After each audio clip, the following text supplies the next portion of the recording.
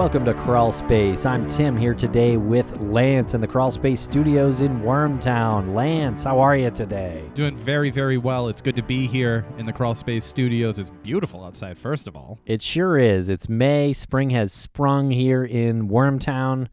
The worm was smiling on the way in. Oh, you saw him again? Yep, he was smiling and gave me a little wave again. Well, glad to hear that you're having a good day, and thank you for joining us here on Crawlspace. For this episode, we have a really interesting fellow. His name is Steven David Lampley, and he wrote a book called How to Catch a Liar. If you haven't read that book, it's very, very interesting. He compiles all of his techniques that go into determining whether or not a suspect or a criminal or potential criminal is lying. And this is a topic that people are really fascinated with. There's TV shows made about it. You and I talk about it. You're always trying to figure out if I'm lying. I'm always trying to figure out if you're lying. And now we have the inside intel on it. It is information that you can use in your everyday life as well, which is really cool. Catch your boss maybe telling a fib. But we should put a little precursor to that. As Mr. Lampley tells us, there's a lot of factors that go into compiling it. So don't just look at someone scratching their nose, for example, and saying, you're lying. I know that you were not sick when you called out sick. Right, because there's several indicators. So definitely some interesting things, definitely a lot to learn in this episode. Also, you can check him out on Nancy Grace. He is a regular contributor to her show. He's been on, I think, something like 16 times on her show in the past maybe year. Well, that's really cool because I get to talk to Nancy Grace every day. There you go. And so check out Steven David Lampley's book. It is on Amazon. Check out his website as well, StevenLampley.com. Okay, so let's get to some general announcements. CrimeCon is rapidly approaching, Lance. It's so rapid. And you need to use code CrawlSpace19 when you sign up at crimecon.com. You'll get 10% off, and you're going to have a great time at CrimeCon. Come see us.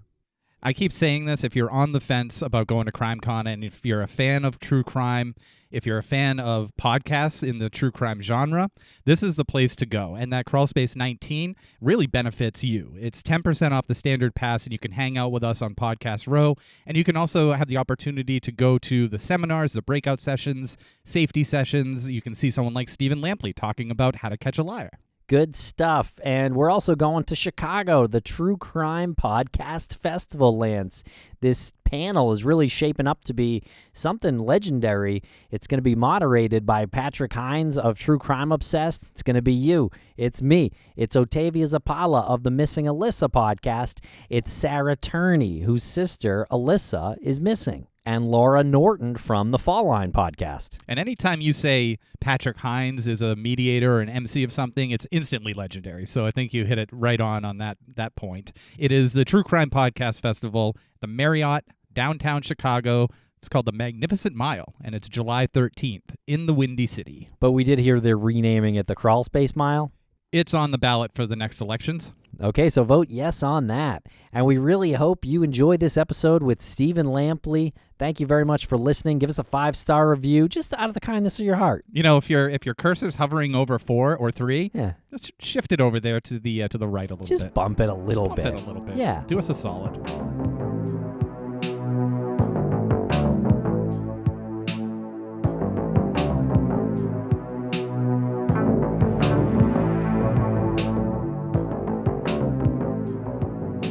Welcome to Crawlspace, Steven David Lampley. How are you today, Steven? I'm doing well, sir. How about you? Doing great. I'm not used to being called sir, though. Are you talking to Mr. Pilleri, my dad? No, old habits die hard. 21 years as a police officer, everyone's sir and everyone's ma'am, so I just a habit I picked up along the way. Well, feel free to call me ma'am if you need to balance the whole thing out. Well, one of you going to be sir, one of you be ma'am. I'll let you all argue that out. Perfect. Your name pops up in these circles of true crime, and you're a speaker at CrimeCon, and you've worked with Nancy Grace, so I think it was just a matter of time before we finally reached out and had you on the show, because you have such an interesting history. I don't know about all that, but I've been blessed. I've been honored to be on Nancy Grace. She's a phenomenal woman. I think the world of her. She's done a lot of good, and you guys are doing a phenomenal job. Your podcast, your radio show is just, you all are reaching out and doing a lot of good as well. Thanks. Yeah, well, we do our best. We started off with one case in mind, and we were really fascinated by the type of people that look into that one case. And then we realized just what potential of podcasting had. So we just, I guess, embraced it. And for better or worse, here we are. Can we talk a little bit about your book, How to Catch a Liar? Sure. Great title and something very interesting to us. We're always wondering who's lying to us. Yeah, so can you tell us what your book is about? Let me just give you the backstory, if you don't mind. Sure. It was not an intentional book. I never, ever intended to write the book. To be honest, I had written another book called Outside Your Door that I only did at the insistence of friends, only because they wouldn't shut up about it. I finally just wrote it to get them to be quiet. And I spent about a year. I thought, if I'm going to do this, I'm going to do it right. And I spent about a year writing Outside Your Door. And I was going to go the traditional publishing route with that book, the agent and the publisher and all that, And I had another friend of mine who was a publisher, who's an author as well. And he said, no, he was very adamant. Do not do that. Self-publish. And I had in the back of my mind, you want me to pay somebody $5,000 to publish 250? No, that's not how publishing and writing works. But that was my thought. And he said, no, that's vanity publishing. I'm talking about self-publishing. So we talked at length, and what he talked about sounded interesting to me. But I didn't want to put what I called my baby, my book that I spent a year. I didn't want to try it with that. So I thought, what other book can I write? Really short, informative, that people might like. So I thought, let's do a short book on how to catch a liar. So here we are. Oh, great! How to Catch a Liar is a book basically about, and it's not a big thick book. It's very basic about the techniques that you use to watch the indicators to watch for when people lie. There are a multitude of indicators that people can do or will do when they're not being truthful. And besides knowing, and you can go on YouTube or any of the other video services and see any number of videos on what the indicators are. But what people don't understand is there's so much more. This is not a very easy thing. It's a very complicated process to catch liars and identify. You have to know the processes and the things to look for. So the book covers all of that. I really want to get into some of these techniques on how to identify a liar. But first, can we talk a little bit about your background in law enforcement? Sure. All right. How did it all start? When did you know you wanted to be a cop? Well, I was a banker. Sounds like a natural transition. I was a banker, and I was making more money on the side as a real estate appraiser because the bank sent me to real estate appraiser school. I thought, well, why am I sitting here at the bank when I could be making all this money? So for a brief period of time, I left the bank and was a real estate appraiser, but the stock market crashed back in 87, I guess. Yeah, back in 87, and left us with no work. So I did a lot of soul searching and thought, okay, Steve, what have you always thought about doing? The world is open at this point. What do you want to do? I thought, well, I've always wanted to be a police officer, sort of, kinda. So that was the deciding point. That was in the late 80s? It was 88 when I actually decided. I applied at the Birmingham Police Department and was accepted. Spent 21 years in law enforcement. And you eventually became a detective? I did. At the end, the police chief where I was working came to me and said, in private, he brought me in his office. He said, I want you to start a new investigative division. And you were to tell no one, not even the other detectives about what's going on. And what we did was we initiated basically a To Catch a Predator program where I worked undercover online catching pedophiles who thought I was a 14-year-old girl. My gosh. Good for you. Yeah, what did your superior see in you to make him or her ask you to begin this program? I have no clue. You don't have to be modest. I don't know. And to be honest, when he called me in the office, I thought I had done something wrong. But I'm back in my brain. You don't get called to the chief's office, just to say, "Hey, attaboy." Usually, when I came to the chief's office, where my butt was puckered, and he said, "Come on in and close the door," and I realized, oh, this is going to be bad. My career's ended. So, but no, I don't know what prompted him to do that. I'm glad he did. it sounds sort of maybe in a macabre sort of way, I sort of enjoyed the job, sort of enjoyed doing it, because every time I made a case, that's one more pedophile, that was off the street, at least for a brief period of time anyway. Yeah, that is really interesting that they selected you to impersonate online I'm assuming this was online, that you were impersonating. Yeah, it was, yes. And I look nothing like a 14-year-old girl. I mean, I'm looking at your pictures here, and I don't see it, but no offense. I know more about High School Musical and Avril Lavigne than any adult male, respectable male should know. I guess, yeah, that was my question was, how, when he says to you, your superior says to you, this is what I want you to do, were you just hit with a sense of panic? Like, I have to now learn how to talk and think and behave on some level like an adolescent girl? Yes. Yeah. Well, what the initial fear was, I have no clue what to do. I have no clue how to start. And he told me, he says, don't worry about that. He said, I have access to the funding that nobody else will know about. You just get whatever resources or training that you need, and I'll make it happen. So, okay. So I talked to another police officer that was way out of the area, because, we didn't want anybody in the area to know what was going on. I had met this officer, actually worked with the officer before, and he had moved on. And he was doing the same thing. So he sort of took me under his wing and showed me some of the things that he was doing, the restrictive software that he had access to that allowed him to get the information and record the information. And that's when it all started. But then once I started to actually putting it all together, I'm thinking, I have no clue how to be a 14-year-old girl. I get online and I start learning all the acronyms, and I start learning all the lingo and all the songs that are playing. I can't tell you how many times I've heard Avril Lavigne's Boyfriend song. At one point, I think I'd memorized the lyrics to it. But you have to develop. It's like acting. You have to develop the persona, because when you're in live chat, you don't have the chance to go back. Oh, I don't know how a teenager would react to that. Unfortunately, I have to say now, I think I do. Yeah. A lot of LOLs, ROF. Don't call us to do that. I wonder how much was the pretending to be a 14-year-old girl, the legitimate research that you did on how they respond versus what the predator wanted to hear. Does that make sense? Yeah. Well, the predator is usually out. Different predators, different characteristics. Okay. But there are baselines.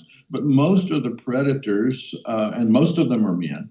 I did have one female during the course of time contact me, but most all the rest of them are men. They're looking for a particular type of person. Usually, my profile, for instance, was of a 14-year-old girl. Biological dad left the family. The mom had remarried. The stepdad was mean and hateful.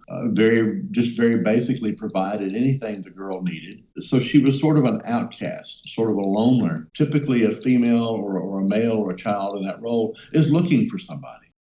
And these pedophiles are looking for that. And they'll say, oh, you're beautiful. Oh, let me do this. And you're nice. And they'll groom this child in the process.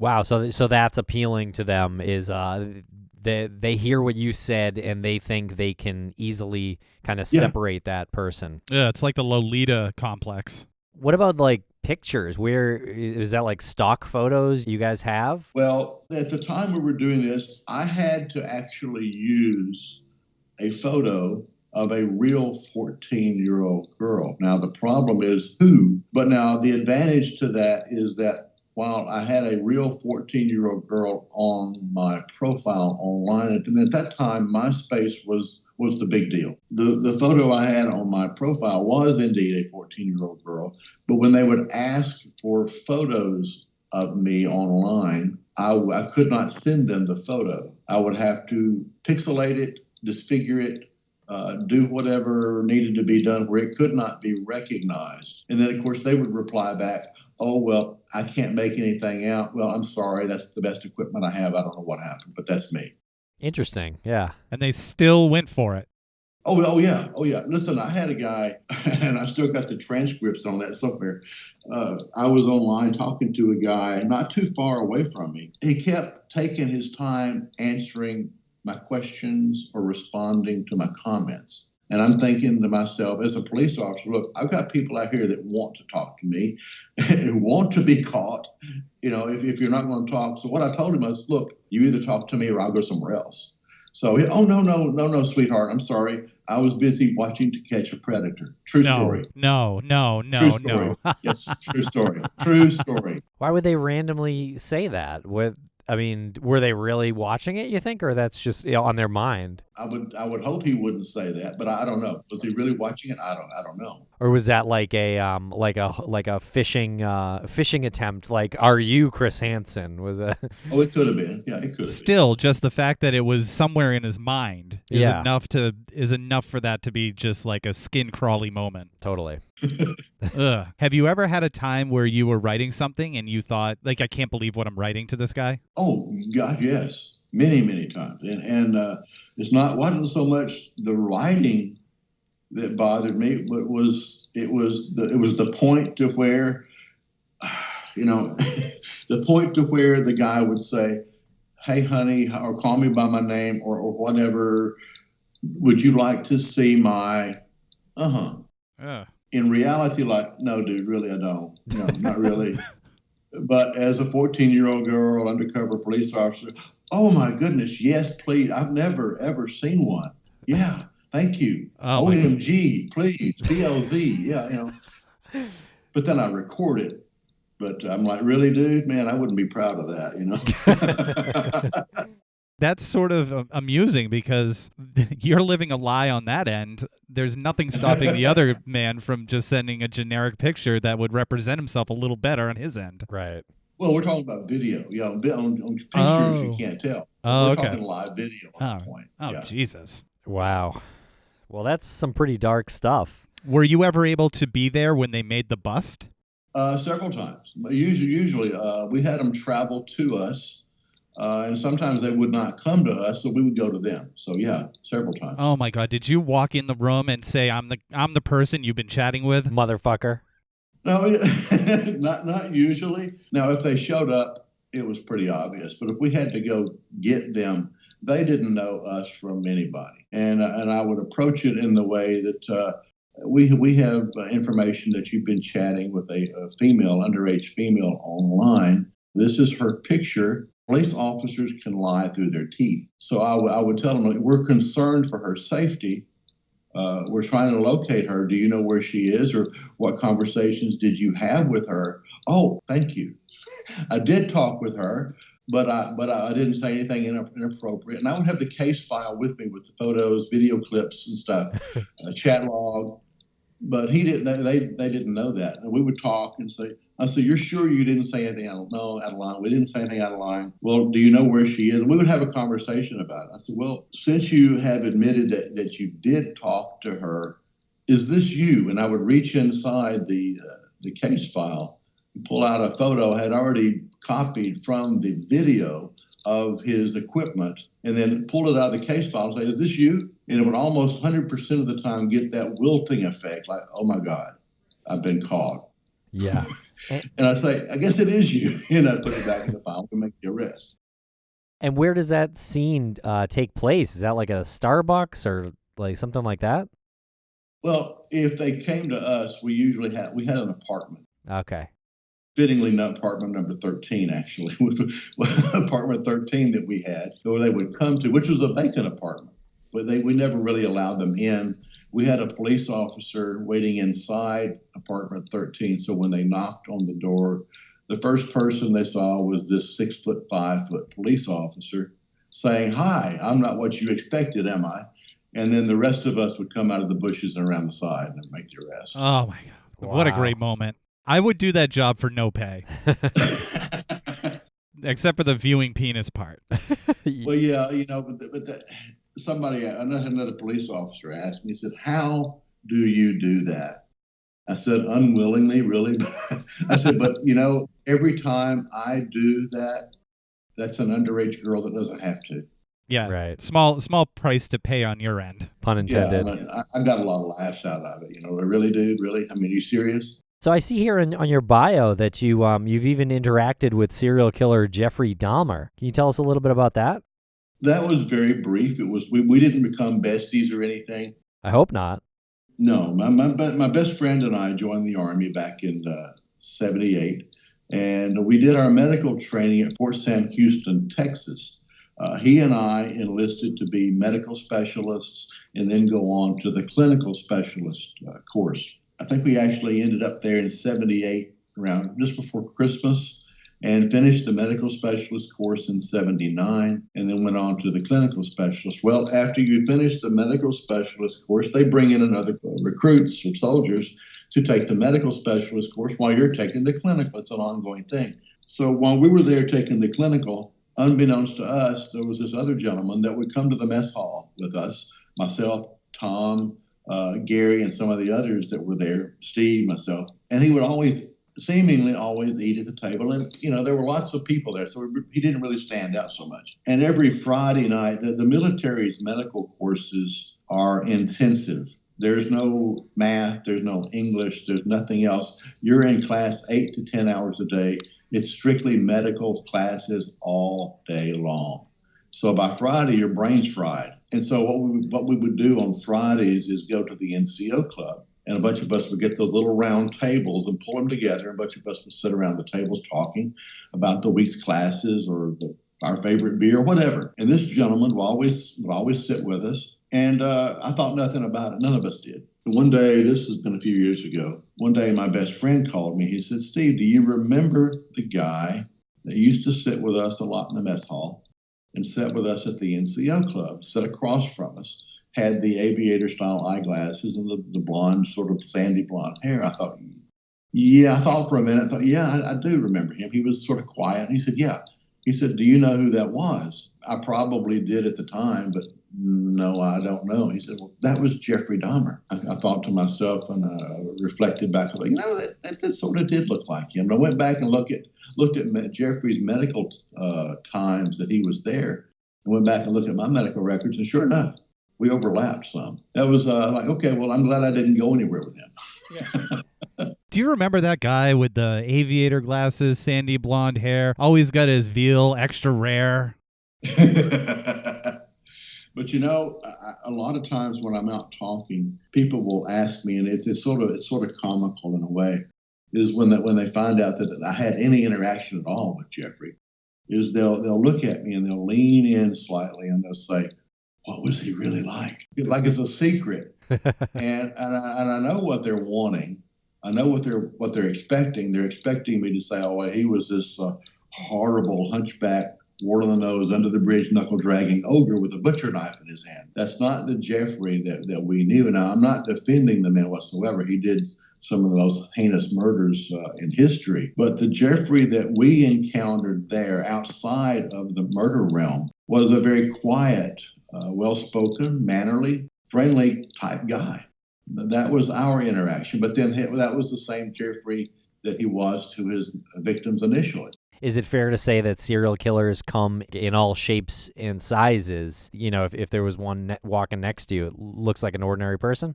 Well, they do. They are. They're ordinary people. They're moms and dads, brothers, sisters, aunts, uncles, cousins, grandparents. You got people like Ted Bundy, who was very outgoing, very social.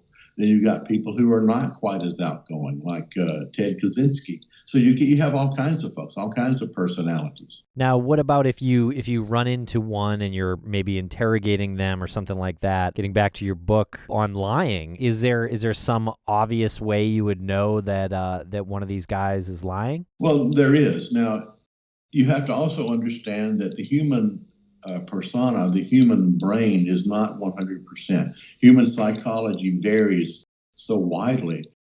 For instance, a polygraph, it can only be around 85 to 90, 92%, somewhere in there, accurate. There's always room for a mistake or error or misreading. The same is true with detecting liars, looking for the indicators. It's never 100%. But given the cluster, what we look for is a cluster of indicators. One of the indicators of lying is rubbing or scratching the nose or the ear, because when the human is subjected to pressure, the fight or flight syndrome kicks in. then the body takes over and prepares the body for the extra energy needed to either fight or run. So it causes the nose to itch, the nose to be cool, the ears to do the same. So if somebody's lying, they may very well scratch their nose or rub their ear. Now, does that mean that every time somebody scratches their nose or rubs their ear, they're lying? No, it does not. So that's why when I'm talking to someone, one indicator to me doesn't really yank my chain. I'm looking for 2, 3 or more. The more indicators I have, the more sure I am that I have a lie. Wow. Yeah. So because if every nose touch or ear touch meant you were lying, every third base coach in the league would. They're just pathological. But that's really compelling that it's a biological response that the body has to a moment where they're feeling they need to lie. So that's something you can't really conceal too easily, huh? There's some you can. When I spoke last year to a group of folks, and they did a review after it was over with. And paraphrasing the review is the lady, I think it was a lady that wrote the article. She says, I attended, my name is Steven Lampley, How to Catch a Liar. And my take away from this was that people were learning how to be better liars. That is not true, because these lying indicators, for the most part, happen without thought. And what you have to understand, when the human is lying, the brain is supercharged. There's a lot going on in the brain we call cognitive overload. They're trying to keep the facts from coming out, but they're trying to keep the false or the lies together. And they're so busy doing that, they don't have time to worry about, are they looking away from me? Are they scratching their nose? They realize they're doing these things. Have you ever heard of any identification method to determine if someone's lying based on their waveform pattern? Yeah, we do a lot of audio editing, and so we can tell if you're lying right now with this answer. Yeah, no, there are some audio things. I'm not very familiar with those. And there's also some work being done as far as brain waves and brain activity with scans. I've read some of that about the frontal lobe, but I'm not real familiar with those. So let's say I commit a crime and I have trained myself to lie. If I'm training myself not to touch my nose, is that something that you would look at and you say, this guy is using his hands way too much? Over-animation is, yes. Over-animation can, let me say yes, it can be. Yes, it can be. Now, you also have to understand, because a person is set in his mannerisms or what he's going to say, he can't adjust his sweating. He can't adjust his pupil dilation. Usually can't adjust the blinking rate. So there's other things that, yes, you can mask some of them, but you cannot possibly mask all of them. Okay, pupil so dilation. Blinking and pupil dilation. Your pupils Okay. will dilate if you're lying? They can, yes. What? Yes, and usually they do. Wow. It's okay. the blood flow. Go ahead. I'm sorry. Oh, I was just going to say, we've just analyzed your waveforms, and you weren't lying on that answer from a minute ago. Well, that's good. I hope not. Yeah. Otherwise, if I didn't know I was lying, I'd be a little bit psychopathic, perhaps. Right. That would be interesting. Now, what about the one where it's like looking up and to the left? Is that like the most basic and obvious tell?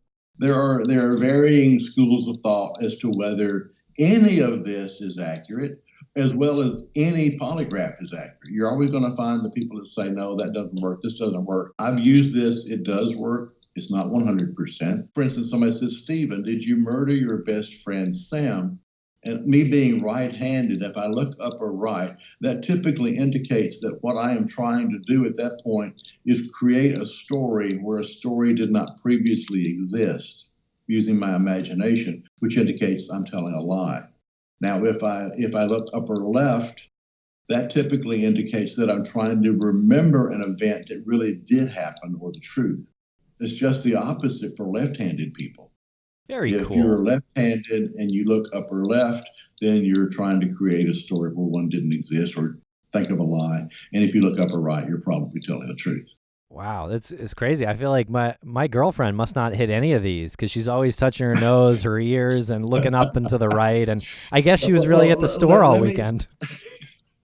Let me give you the disclaimer that I give in all of my presentations. Don't go out and start using this on your family and friends, because there is a lot. Just knowing the indicators alone without knowing the clustering, the timing, everything involved with putting it together.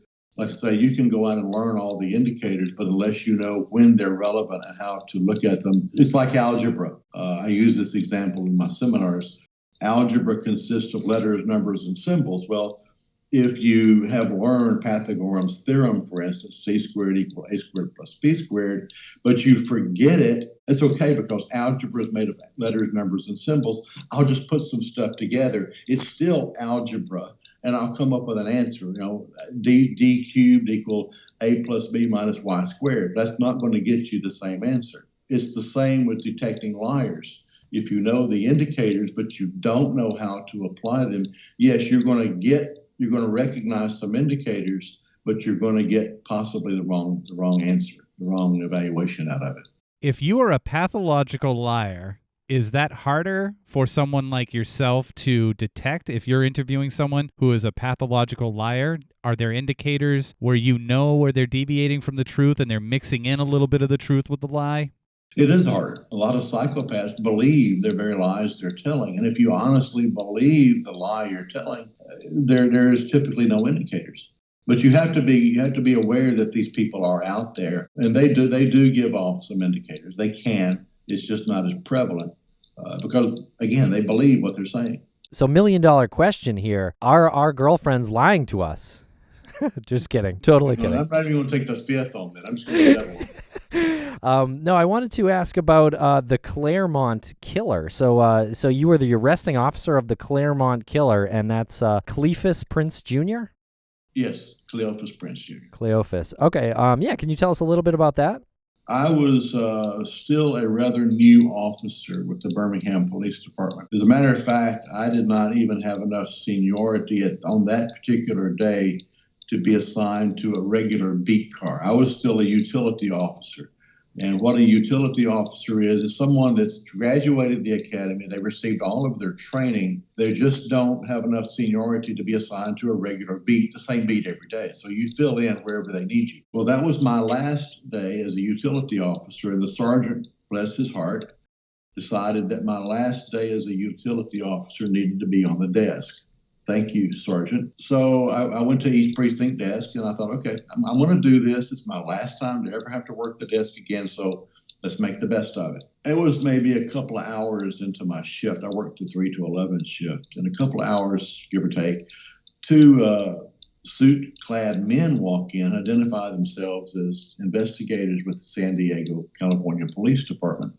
And they're there to meet one of our homicide investigators. They got together and came back up front and said they were going to go to the Gate City Housing Project, and they wanted me to call this phone number and ask for Cleophas Prince. The backstory to that is that Cleophas was in the Navy in San Diego.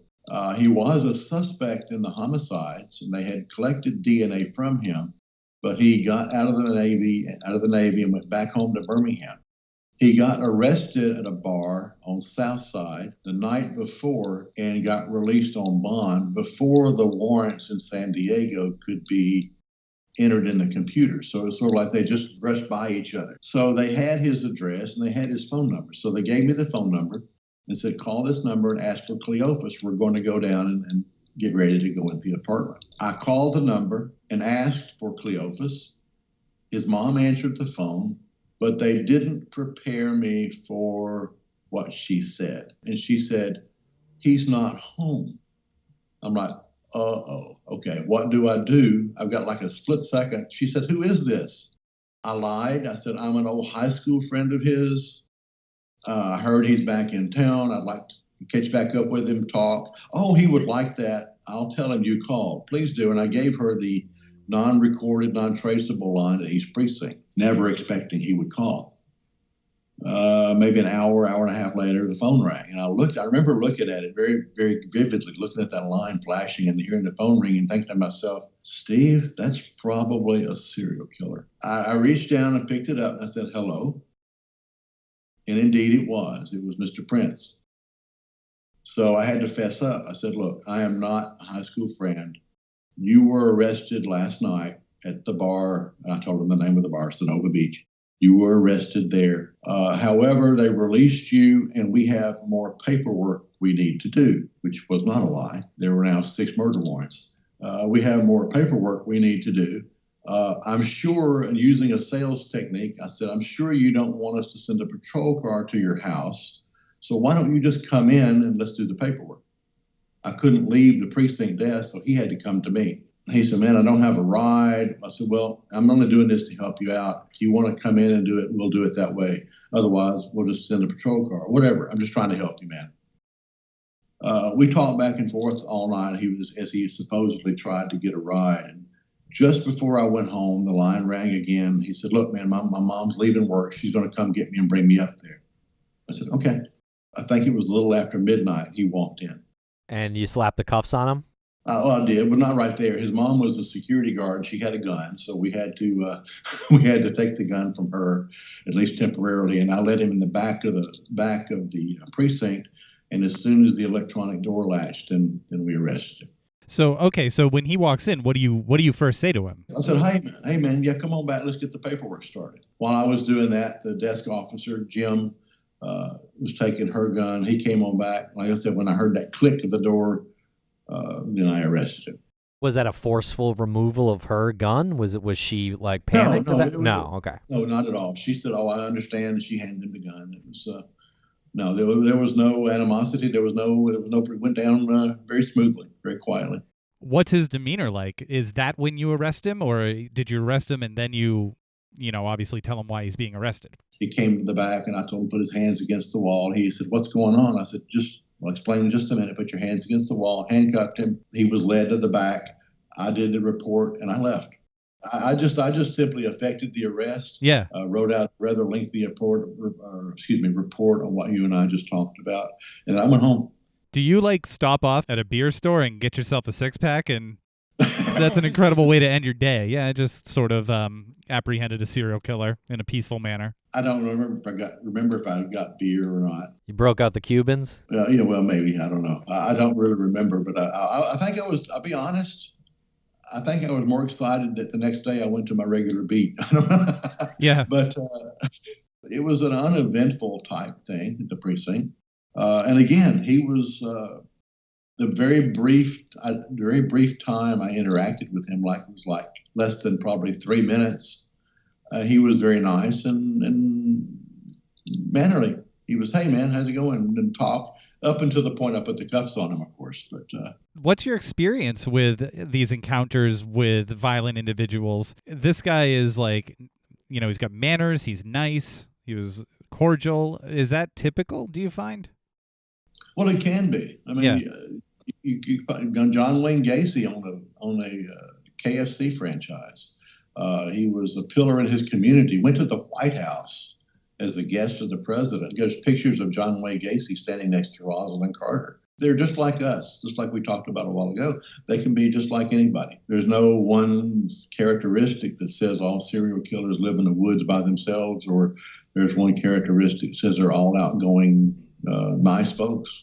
Now, you also tour and you do conventions and you give seminars. How did you get into that? Well, when I wrote the book, my first book online was called Detecting Liars. It was I don't even remember now, 68, 70. It was very thin. And I only wrote it just to test the self-publishing system. I wanted to see how it worked before I put my other book that I spent so much time on. And when I wrote that book, I started getting requests for radio interviews. And I wasn't going to do that anyway. And somebody said, no, you have to. Yes, that's part of it. Okay, whatever. I was not going to do any of this. Okay, none of this was planned. And so I started doing radio interviews. And then one of those radio interviews with KKNW in Seattle led to them contacting me, I think 2 or 3 weeks later, saying, would you do a 10-minute true crime commentary for our radio show? And again, I had no interest really in the radio show. Not really. I mean, yeah, I liked the idea, but I saw it as an avenue to advertise my book.